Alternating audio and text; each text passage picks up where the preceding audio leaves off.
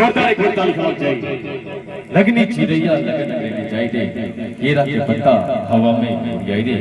बहुत सुंदर सा प्रस्तुति अपने लोगों के समक्ष प्रस्तुत करी सुंदर सुंदर आवाज से कि मलकाई ने रूबी भारती जी के माध्यम से सुंदर सा प्रस्तुति प्रस्तुत कर गई। बहुत सुंदर सा प्रस्तुति, एक समय का एक प्रस्तुति का अपने लोग के आनंद उठ